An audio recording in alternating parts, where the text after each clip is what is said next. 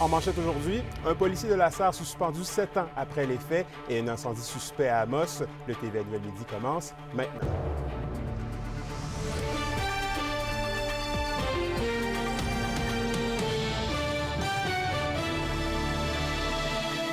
Bon midi, mesdames, messieurs, ici Anthony Dallaire et bienvenue au TVA Nouvelle. On débute le bulletin avec un événement qui avait fait couler beaucoup d'encre à l'époque. Un policier de la Sûreté du Québec, Michael Julien, du poste de la Sarre, est sanctionné après une décision du tribunal administratif de déontologie policière. Il est suspendu 35 jours sans salaire après avoir, en août 2017, conduit à une vitesse susceptible de mettre en péril la vie ou la sécurité des personnes. Il a refusé de mettre fin à sa poursuite malgré l'insistance d'une collègue. Le comité de déontologie policière, dans sa décision rendue après une plainte formulée par Nancy Veillette, la mère de Jonathan Bellé, qui tient compte, malgré qu'il souligne sa témérité, son imprudence, sa vitesse et son manque de discernement, l'absence d'antécédents déontologiques du policier Julien. Et on poursuit avec la Sûreté du Québec qui enquête sur l'incendie suspect d'un véhicule du côté d'Amos ce matin. C'est vers 4h45 que les autorités ont été appelées à se rendre dans le secteur de la rue Bolduc pour un véhicule qui était la proie des flammes. Selon les informations préliminaires de la SQ, l'incendie pourrait être de nature criminelle. Une enquête est donc en cours pour déterminer les causes et circonstances de l'événement. Un technicien en scène d'incendie et un enquêteur de la Sûreté du Québec se sont rendus sur place ce matin. Et on termine ce bloc de faits divers avec la Sûreté du Québec qui enquête après qu'un homme d'Amos âgé de 28 ans ait été retrouvé sans vie hier matin près d'un plan d'eau à la baie James. L'individu manquait à l'appel depuis vendredi dernier alors qu'il se trouvait à un camp de chasse dans le même secteur. Les policiers ont ratissé le secteur toute la fin de semaine, notamment avec des équipes nautiques et un hélicoptère. On poursuit en santé. On l'apprenait hier, le 6 de l'Abitibi-Témiscamingue va réorganiser ses services dès lundi prochain pour pallier à la pénurie de personnel. Et Kimberly, les fermetures de lits et la réduction de services inquiètent. Tout à fait, Anthony. En fait, le Conseil de la protection pour les malades, craint que la qualité des soins soit grandement affectée par ces coupures, autant en CHSLD que dans les hôpitaux. Et le président de l'organisation est d'avis que le ministère de la Santé agit trop rapidement en voulant éliminer la main-d'œuvre indépendante dans des régions comme la nôtre, étant donné qu'on en dépend grandement et que chaque territoire devrait être géré différemment. Et toujours selon lui, des nouvelles mesures pour la rétention et l'attraction du personnel devraient être mises en place rapidement afin d'éviter que la situation s'aggrave et que la population en paye le prix. On l'écoute. Ce qu'on a déjà proposé, mais que le ministère n'écoute pas, c'est d'y aller de façon modulaire. Oui, on veut un régime public fort avec des employés publics. On s'entend tous là-dessus.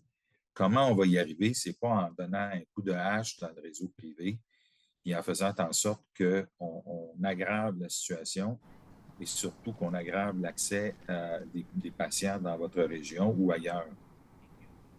Donc, ma collègue Kémilia La Liberté vous présente un reportage complet au TVA de 18h ce soir avec des réactions, notamment du syndicat interprofessionnel en soins de santé régionale ainsi que le maire de Malartic, Martin Ferron. À ne pas manquer. Merci, Kimberly. À Val-d'Or maintenant, des groupes de discussion, des ateliers et des conférences liées à l'avenir économique de la ville se sont déroulés tout l'avant-midi à l'Hôtel Forestel. Les différentes parties prenantes ont échangé sur les enjeux actuels et vont être amenées à cerner les actions prioritaires. Parmi les participants, on compte notamment la Chambre de commerce de Val-d'Or, Service Québec et la Ville de Val-d'Or. La question du jour TVA, une présentation de Mobilier Bélan qui vous offre depuis plus de 50 ans un service de qualité et un grand choix de matelas, mobilier, électro au prix compétitif que vous recherchez. Et à la question du jour, on vous demande, êtes-vous satisfait de la vitalité économique de votre municipalité? Pour voter et commenter, rendez-vous au tvaabitibi.ca.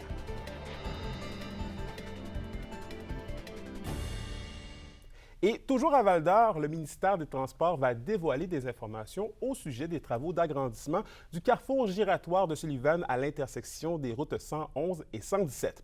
Une séance d'information publique est donc prévue demain à 19h à l'église Saint-Bernard. Ce sera l'occasion pour les citoyens de poser des questions ou de souligner des préoccupations sur la durée du chantier, les entraves et les détours.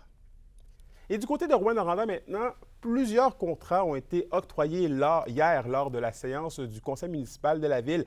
Il y a notamment l'acquisition de compteurs d'eau destinés au quartier des Vins au montant d'environ 57 000 $.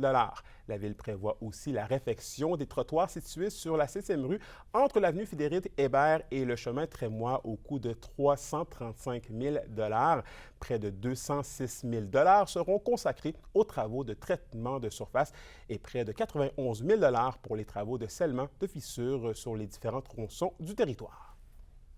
Et toujours à Rouyn-Noranda, l'équipe du groupe Pajot va être de retour pour la 4e édition du Salon industriel de l'Abitibi-Témiscamingue.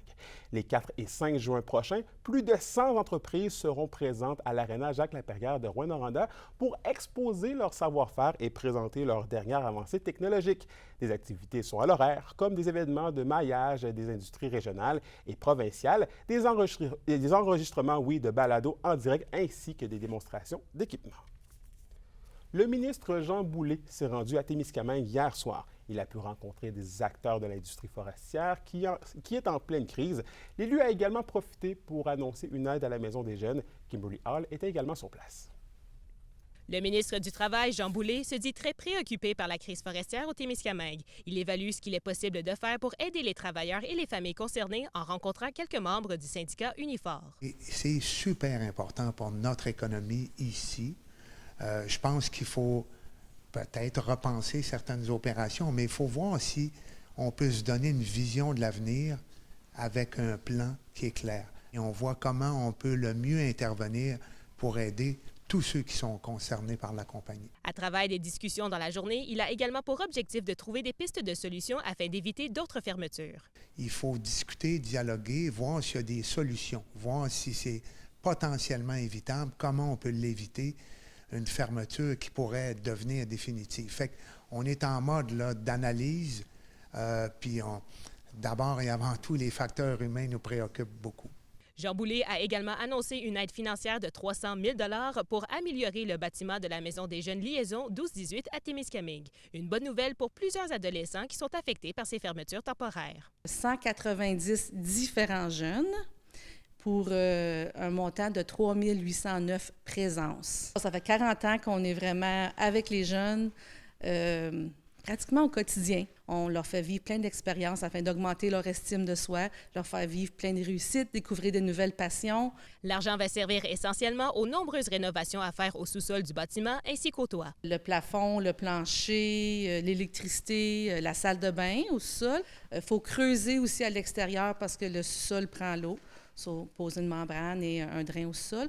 On a des petits travaux aussi. La Ville nous a donné ou vendu à très faible coût le stationnement à côté ici. Alors, on va profiter aussi pour pouvoir payer l'arpenteur, le notaire, puis faire un petit terrain de basket. Initialement, les rénovations devaient commencer au courant du mois de juillet, mais le contracteur a pu devancer les travaux à cette semaine. Si tout se déroule comme prévu, les installations devraient être terminées dans 2 mois. Kimberly Hall, RNC Nouvelles, Témiscamingue.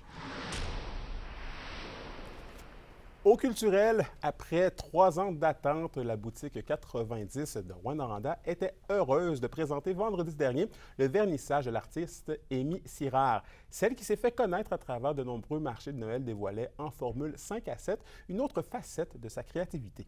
Des peintures sur plus grand format qui seront exposées jusqu'au mois de juillet prochain.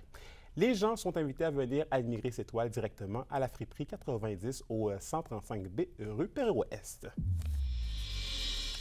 Et au sport, 3 ans seulement après son entrée dans la Ligue collégiale provinciale, voilà que le programme de sport électronique du Cégep de l'Abitibi-Témiscamingue est en pleine refonte. Et Alexandre, le club est en mode reconstruction. Oui, du moins, c'est ce que me disait celui qui pilote le projet, Francis Lacroix.